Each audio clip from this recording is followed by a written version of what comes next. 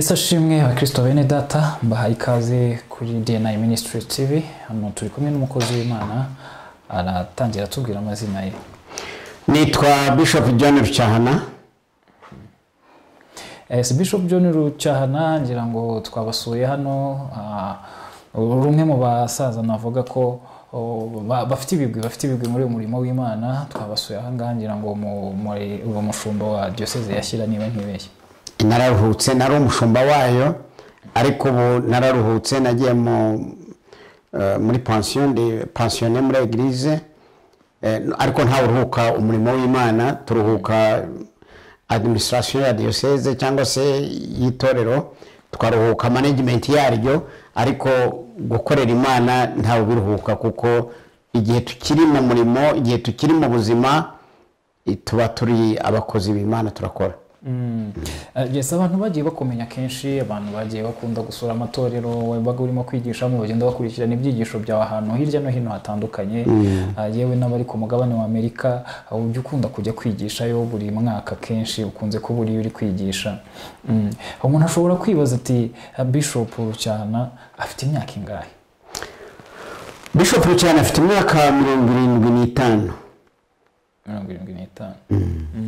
Bishop mwaba mwarakiriye agakiza mufite imyaka ingahe niba mubyiruka? Nakiriye agakiza mfite imyaka 23. Niba wibuka neza wenda ikintu cyatumye wakira agakiza ushobora kuba wenda mbere y'iyo myaka hari ibindi bintu wari urimo, hari ubundi buryo wasengaga se cyangwa hari irindi torero wasengeragamo, n'iki kintu cyaba cyaragukuriye dusangize icyo gihe umuhamagaro wawe waje ute? Waragira ngo urakoze kumbaza ibyo nari mu buhunzi nari mu bwihebe nari naravuye mu gihugu cyanjye naravuye mu Rwanda twarahunze nari muri college Inyamiramihigo icyo gihe twahitaga college des humanités modernes bamaze gutwika u Rwanda iwacu barahunga nsigara mu Rwanda ariko nyuma biza gukomera muri 62 umwaka ushira baraduhiga ko icyo gihe abana bigaga mu Rwanda bafite ababyeyi bahunze muri 59 babaye baratotejwe cyane bagira ibihe bikomeye bagira ubuzima bubi kuko twigaga nk'imfubyi twigaga tutagira ababyeyi ko twakundaga kwiga tugakomeza kwihata kuba mu mashuri ariko turi mu buzima bukomeye duhahaye kuko baduhigaga kugeza igihe noneho byabaye ngombwa ko duhunga igihugu kuko twari ku malisite bagomba gufatwa. Hari abafashwe muri icyo gihe bishwe, hari n'abandi bafunzwe, hari n'abandi bagiye babura uburyo butari busobanutse bituma rero tw'icyo gihe batuburira turahunga turagenda.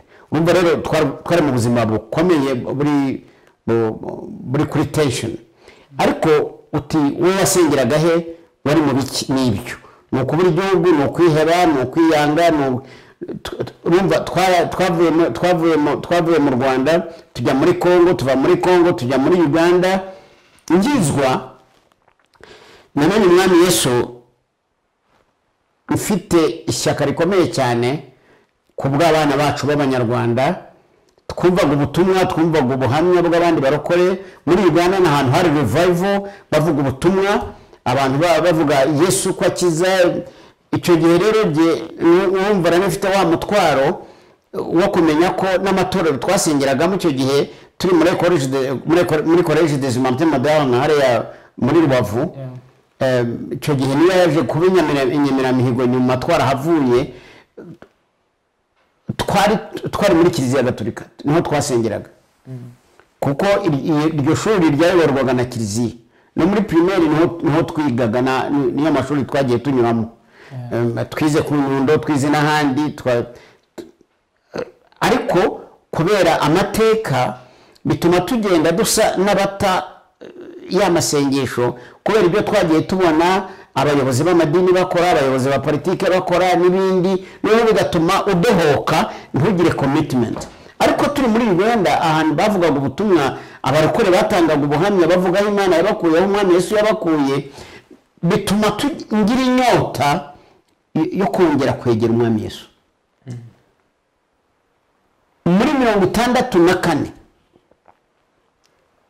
nibwo nakiriye agakiza, nakira umwami Yesu.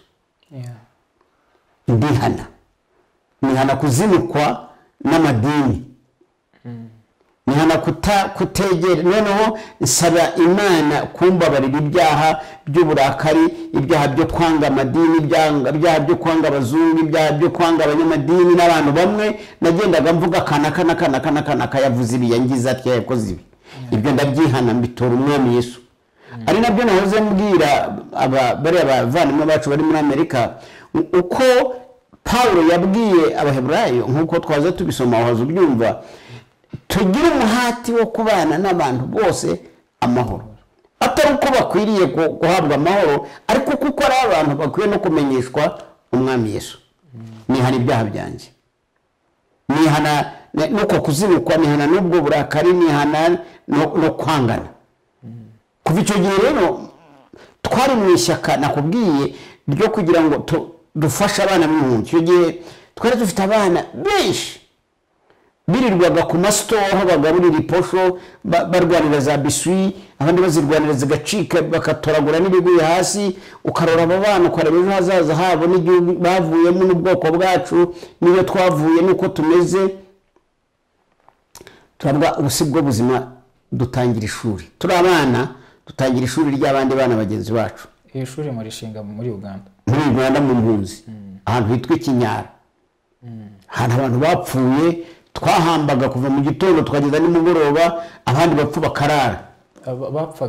Bapfaga bishwe na malaria, abandi bishwe na dysentery, ibyo abanyarwanda bita amacinya, guhitwa dysentery.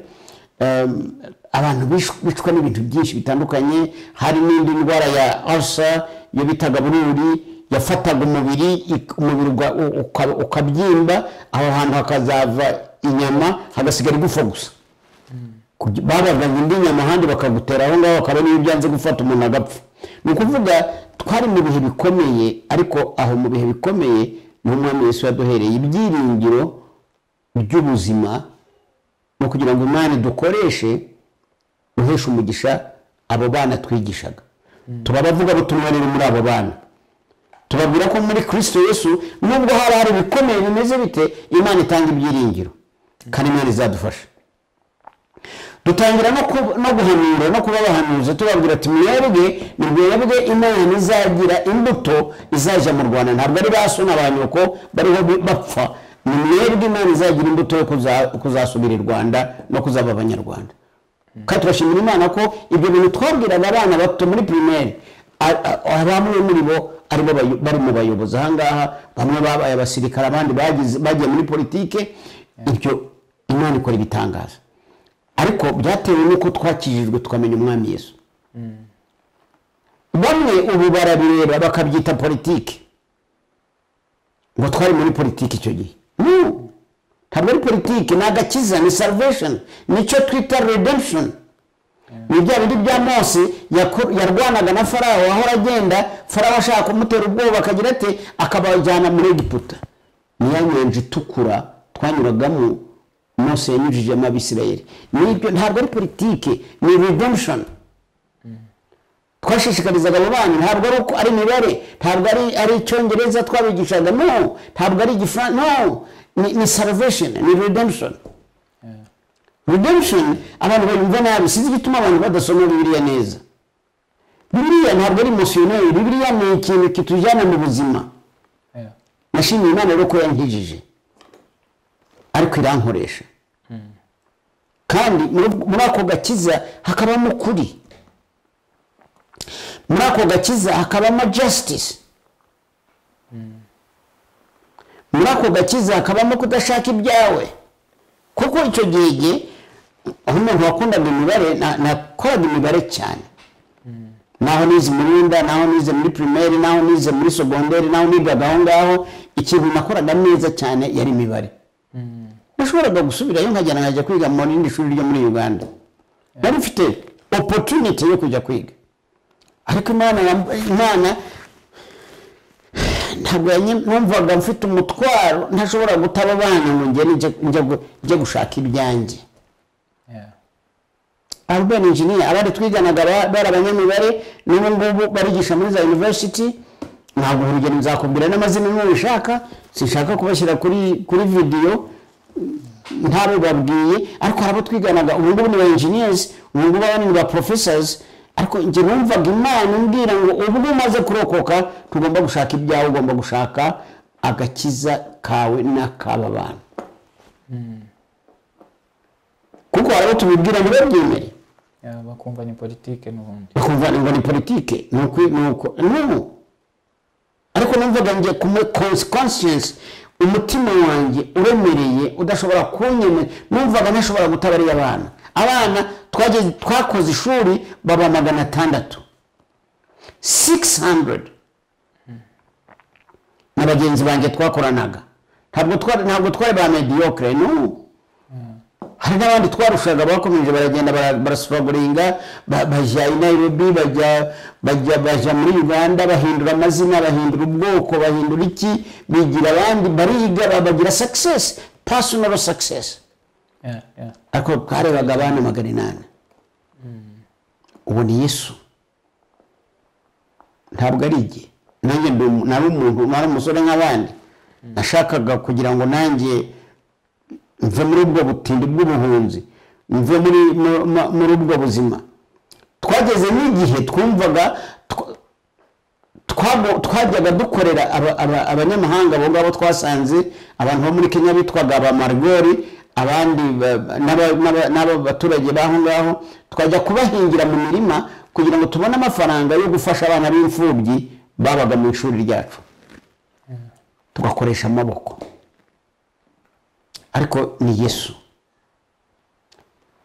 Kandi ku weekend tukabakorera ibiterane, tukabayigisha ijambo ry'Imana, tukabasaba kwihana kugira ngo bave mu burara. Kuko abana bangana nabo twigishaga bari barabaye ibyomanzi, basinda, banywa inzoga, basangira na base, ibyo ibiyoga by'abo baturage aho ngaho bengaga mu bigori. Abana barakizwa, barihana. Twigisha abana bagira isuku, abana baba bahanga, bagira n'igihe baba bambere muri binyuro. Baturutse muri iryo shuri muri iryo shuri ryacu. Ishuri ry'impunzi ryigisha izindi mpunzi. Ntabwo ntibabwishe bishoboka bite ko abana b'impunzi, ariko ntabwo ari twe n'Imana. Ishyaka ryavaga muri ibi bintu Pawulo avuga. Ntabwo rero agakiza does not translate the emotion, does not translate ibyawe, kwishakira ibyawe. Biragusaba agakiza, kadusaba sacrifice. Mu Rwanda reka mbabwire, mu Rwanda nitudakizwa neza tuzatesha agaciro iyaduhamagaye nidukiza. Kuko tuvuga Yesu twangiza tukiyamamaza, tuvuga Yesu twangiza tugashaka ibyacu, tuvuga Yesu twangiza tukivuga.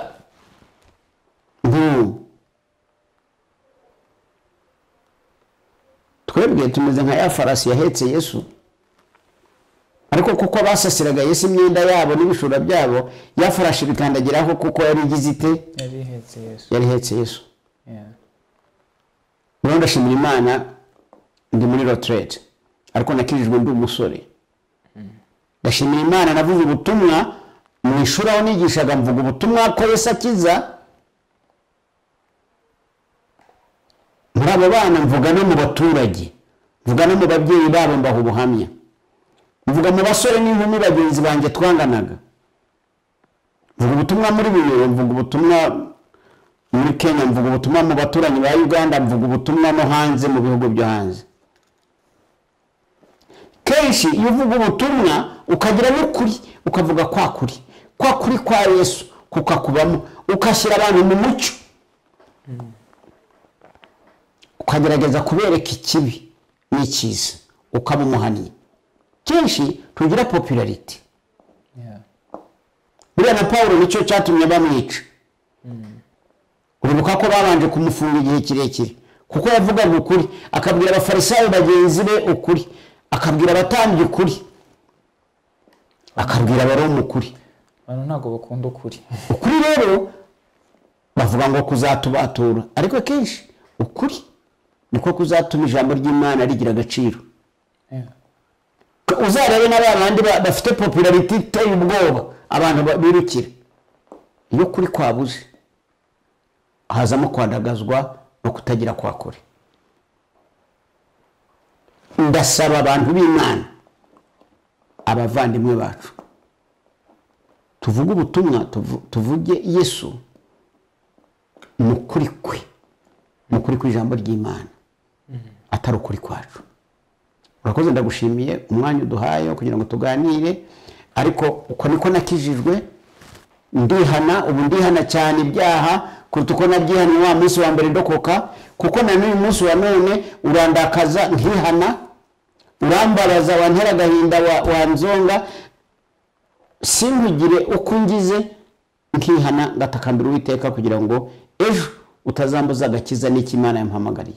Yes. Bakoze rero Imana iguhumugisha.